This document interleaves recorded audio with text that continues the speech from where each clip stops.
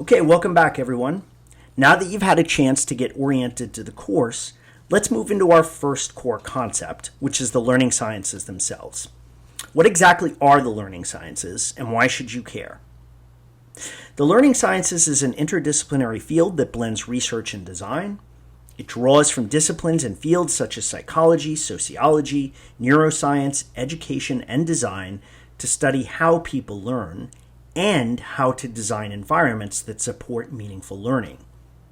At its core, the learning sciences has two main goals: to explain how learning happens, this is the research side of it, and to use those insights to improve learning experiences, this is the design side of it. This dual focus is what tends to make the learning sciences distinct from fields like traditional psychology or instructional design. I suggest pausing the video for a minute and thinking. If you were designing a new educational technology, which side do you naturally lean toward? Research or design? Why is that? The learning sciences began emerging as a field in the 1990s as researchers became frustrated with abstract lab studies that didn't translate well into real classrooms or technologies. Instead, they wanted to study learning in context, that is, in classrooms, workplaces, and communities. The learning sciences is a field that's both empirical, meaning grounded in observation and data, and design-oriented, that is, focused on creating and improving learning environments. Unlike traditional educational psychology, for example, which often isolates variables in lab settings in order to explore hypotheses and answer research questions, learning scientists tend to embrace the very messy complexity of real-world learning settings. Let's take a look at an example. Imagine an adaptive tutoring system that uses learner data to adjust the sequence of practice problems. Now compare that to a gamified quiz app that gives badges for right answers. Which one reflects deeper assumptions about how people learn? Which do you think better reflects deeper learning, rewarding badges or adjusting tasks to fit the learner? Hold on to your guess. This is where the learning sciences comes in. It helps us move beyond what works to asking why and for whom it works, and what theories are embedded in these designs. In your readings, you'll see that the learning sciences tends to be a pragmatic field at its heart. It's not about choosing a single theory and sticking with it. Rather, it's about using what works in context and for a given purpose. You'll also encounter design-based research, a hallmark methodology in learning sciences that blends research and iterative design. We will revisit this more in future weeks. As you explore this week's readings, look for how these ideas show up. Which definitions resonate with your own experience? Which challenge your assumptions? Before moving on from this slide, take a minute to pause and reflect. When you think about a technology you've used or designed, what assumptions about learning were built into it? This is the kind of question that we will keep asking all semester. So let's start with the big question. What are the learning sciences? At its core, learning sciences is an interdisciplinary field dedicated to understanding how people learn and, critically, using that knowledge to design more effective learning environments. It's not just about what happens in school classrooms. Learning scientists study contexts ranging from homes and communities to workplaces and digital interactions with apps and browsers. It's pluralized with an S because it draws from a diverse array of academic disciplines, including cognitive science, educational psychology, computer science, anthropology, sociology, information sciences, design studies, and others.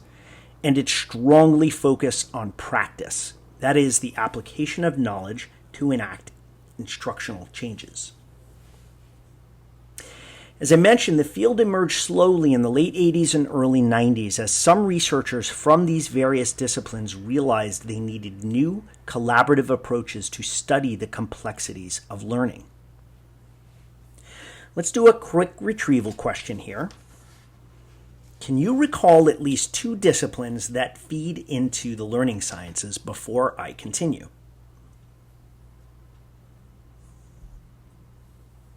To understand the essence of the learning sciences, it's helpful to contrast it with what we might call traditional views of school-based learning.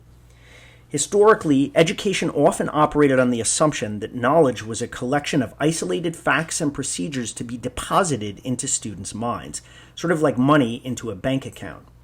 In this view, learners were largely seen as passive recipients of information. This was famously critiqued by education theorist Paulo Freire as the banking concept of education, or what MIT professor Seymour Papert once termed instructionism. This model was designed to prepare students for the industrial economy of the early 20th century, where compliance and efficiency were paramount. However, the learning sciences reveal a much richer picture of human learning. Memorizing facts alone isn't enough. We need learners with deep conceptual understanding, the ability to work creatively with knowledge, strong critical thinking skills, and the capacity to express themselves clearly and collaborate effectively. For this to happen, the focus has to shift from simply transmitting information to fostering meaningful and usable knowledge. The learning sciences critiques instructionism because it fundamentally misunderstands how people learn deeply.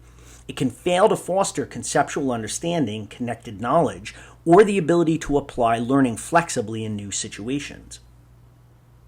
But I want to be very careful not to confuse instructionism with direct or explicit instruction. Direct or explicit instruction is a pedagogical method or a specific instructional approach where educators clearly model, explain, and guide learners through new concepts, skills, or procedures. It's typically highly structured and involves breaking down complex tasks into smaller, manageable steps. Direct instruction can be a powerful tool when used strategically and purposefully within a broader learning environment designed that is aligned with learning sciences principles. So again, direct instruction can be very effective for introducing new concepts, providing necessary background knowledge, clarifying misconceptions, or teaching specific skills that learners need before engaging in more open-ended inquiry or collaborative work. The key difference between instructionism and direct instruction lies in the underlying philosophy and overall purpose. While instructionism, even if it is more strawman than a single strand of thought, views direct transmission as the sum total of learning, the learning sciences see direct instruction as one method within a diverse toolkit of pedagogical strategies. Learning sciences emphasizes that even when direct instruction is used, it should ultimately aim to support active knowledge construction, connected understanding, reflection, and the ability to apply knowledge in authentic contexts. It's about what happens next and how that knowledge is integrated by the learner.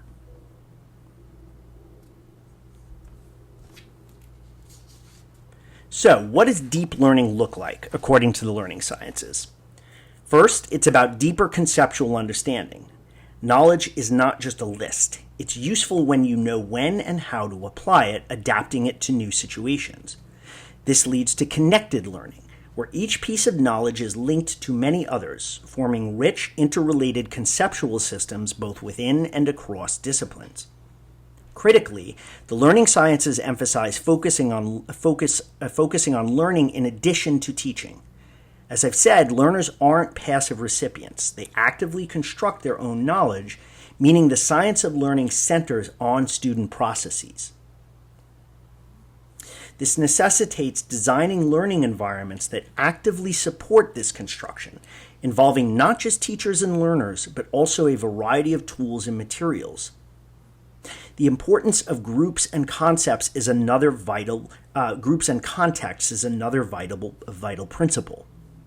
Research consistently shows that students often learn more effectively when they participate in collaborative activities with peers and are guided by a teacher facilitating knowledge building.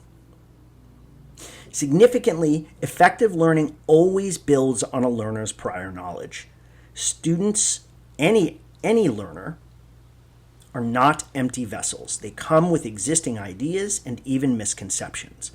Effective teaching engages with and leverages this existing knowledge.